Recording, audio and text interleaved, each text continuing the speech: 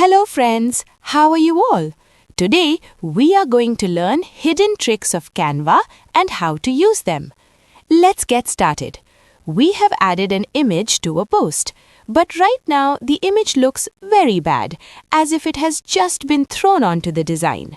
Now, if we add a shadow, the post will look more professional. Go to Edit, then scroll down and select Shadow. You will see many options there. Click on Glow. Below it you will find Settings where you can increase or decrease the effect.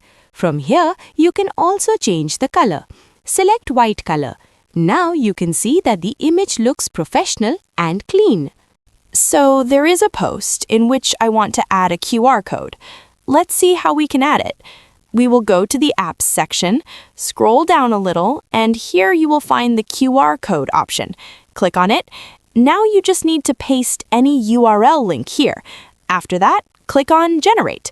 You can see that the QR code has been successfully generated. Friends, now we will apply a gradient effect and see how to change its colors. Go to Elements and type Gradient in the search bar. From here, select any gradient. You will see that there are many gradient color options available. Choose any one you like.